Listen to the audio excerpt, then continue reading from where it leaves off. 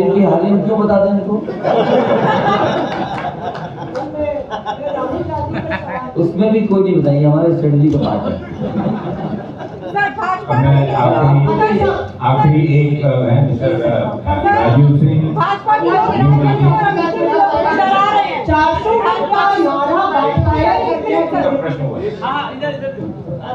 जवाब नहीं दिया।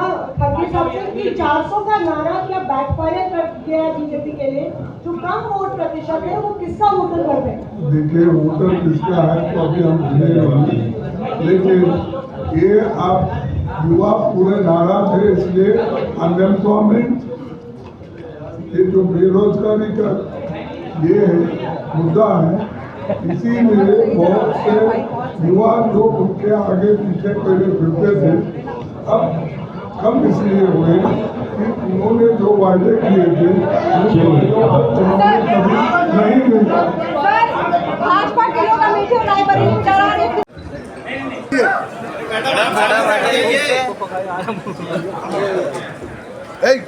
कुमार पीछे हटो यार, तुम बीच में आगे पीछे हटो यार। आ गए पीछे बुढ़े बाबा आ गए। खड़े हो जाए। नहीं खड़े रहो, खड़ो ना।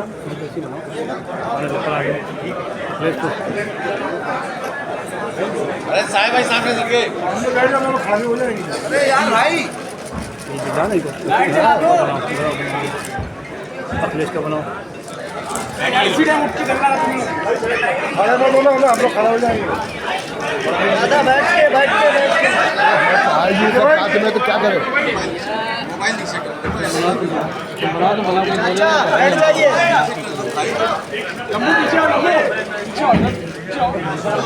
कोई खड़ा हो तो पीछे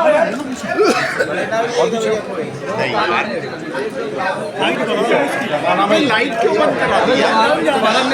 जी के पास लगा हुआ है। जलवा है यार, सही चल रहा है। नहीं बनती है सामने का बैलेंस क्या बनेगा? क्या दास पीछे पार्टी का हो गया, इसकी भरपाई कराना है, इसलिए पूरा सफाया होने जा रहा है। किसान, नौजवान, व्यापारी, हर वर्ग के लोग भारतीय जनता पार्टी की जो पुरानी कहानी है सुन सुन करके थक गए हैं। इनके जो घिसे पिटे डायलॉग है उनको भी कोई नहीं सुनना चाहता। इसलिए इस बार परिवर्तन होना तय है। इंडिया गठबंधन सबसे ज्यादा सीटें उत्तर प्रदेश में भी और देश में जीतने जा रहा है।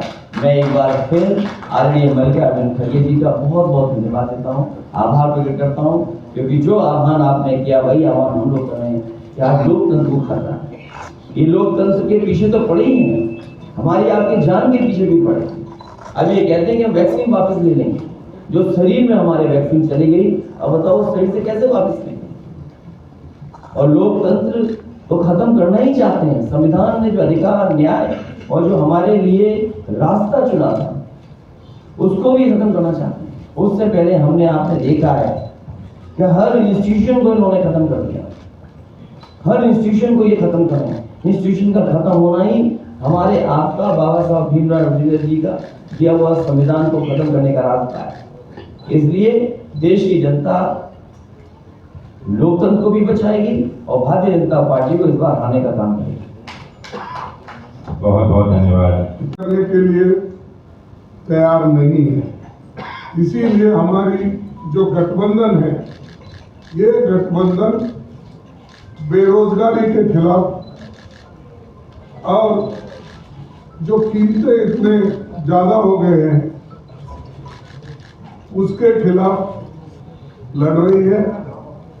और मैं पहले ही बोला, एक तरफ अमीर एक तरफ गरीब, इस जो डिफरेंस है, फर्क है, इसको मिटाने के लिए हम लोग एक होकर गरीबों की लड़ाई लड़ रहे हैं। और मुझे ऐसा पहले मेरे 53 साल के पॉलिटिकल जीवन में मैं ऐसा नहीं देखा कि इतनी बड़ी सब पार्टियां मिलके 26 पार्टियां मिलके एक होके लड़ रहे हैं, तो आप सोचिए लोग कितने नाराज हैं और हर पार्टी के लोग एक होकर किस ढंग से लड़ना चाहते हैं यही दर्शाता है।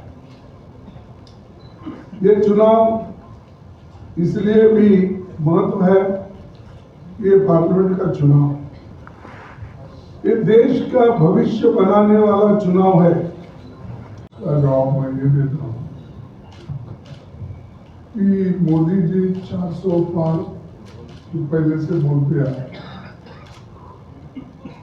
गनीमत है, हम खुशकिस्मत है वो 600 पार बोलेंगे क्योंकि हमारी जो पार्लियामेंट की संख्या है 543 है, 540।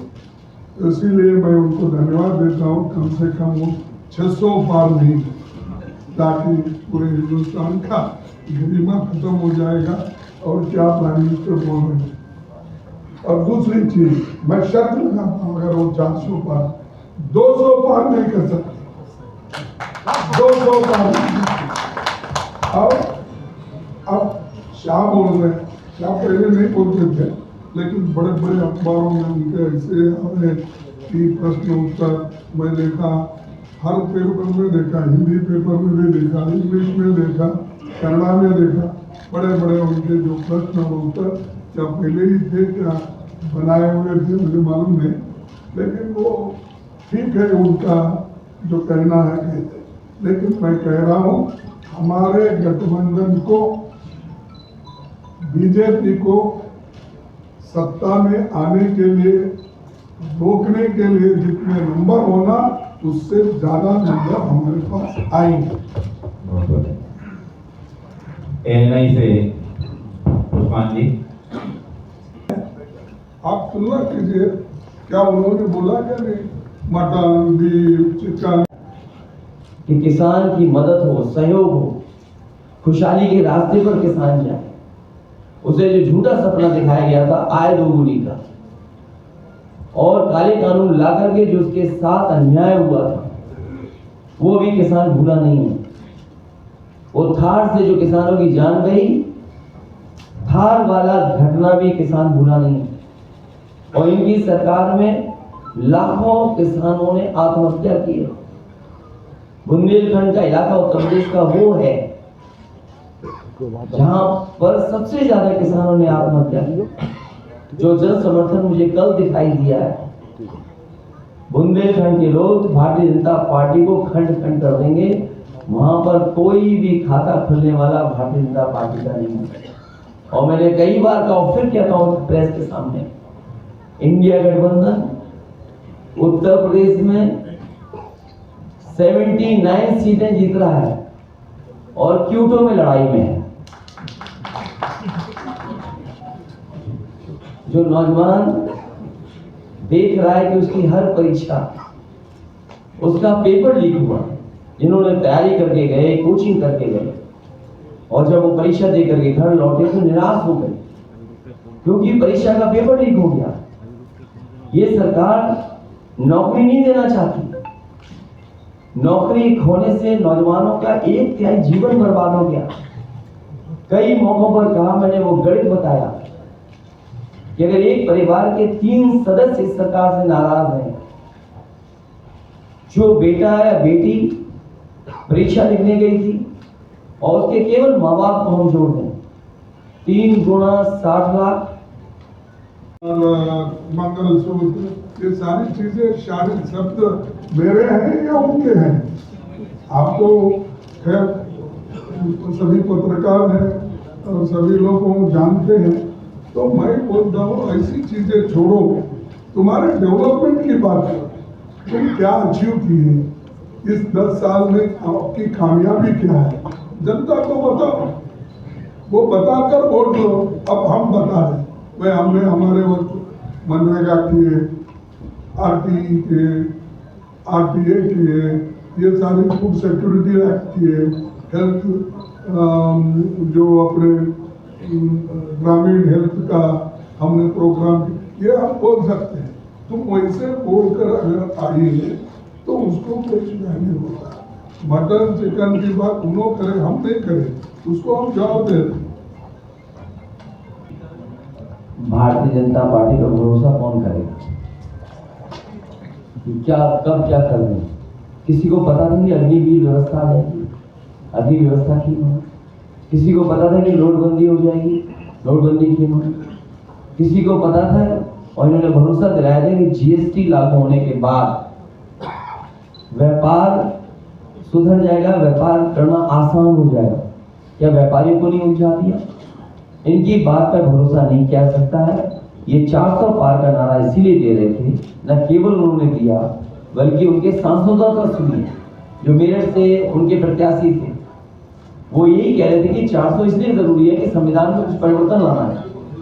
अयोध्या के जो उनके प्रत्याशी थे वो भी यही कह रहे थे कि संविधान में बदलना है, संविधान में कुछ संशोधन करना है, इसलिए हमें 400 से ज्यादा सीटें चाहिए। और देश के अलग अलग कोने से ये बात आई है। भारतीय जनता पार्टी का लक्ष्य है कि पूरा देश एक रंग में रख दे। ये मिली जुली संस्कृति, ये हमारे भाईचारे का देश है। तो डेमोक्रेसी में आप किसी को भी ला सकते हैं। तो जब आप किसी को जो अपने आइडियोलॉजी और विचारधारा पे विश्वास रखते हैं उनको ला सकते हैं। अगर डेमोक्रेसी ही नहीं, अगर ऑटोक्रेसी है, अगर डिक्टेटरशिप है, कहाँ से अपने विचारधारा को अपने वोट डालेंगे और किसको बोलेंगे? तो इसलिए ये जो है हम आपके लिए, आपके तरफ देखकर काम कर रहे हैं और बहुत बड़ा संघर्ष भी चल रहा है। यहाँ तक कि अपोजिशन पार्टी के लीडर्स को जहाँ पर वो बीजेपी के मजबूत लोग हैं वहाँ पर हमारे लोगों को नॉमिनेशन डालने से भी रोक है। यहाँ तक कि अभी से उन्होंने शुरू किया, जिस इलेक्शन एजेंट हम बनाते हैं उसको डरा रहे हैं।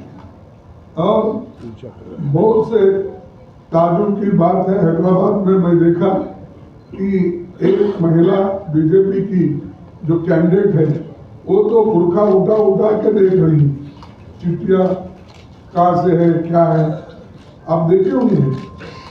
तो ये ऐसी स्थिति में फ्री फेयर इलेक्शन होता है? डरा के आप इलेक्शन करते हो। इसीलिए लेवल प्लेइंग ग्राउंड होना चाहिए, लेकिन फिर भी हम लड़ रहे हैं मजबूती के साथ, एक होके आगे बढ़ रहे हैं। और ये 4 इलेक्शन के नतीजे देखने के बाद हमें ऐसा रिपोर्ट्स आए हैं कि गठबंधन आगे है और बीजेपी पीछे है।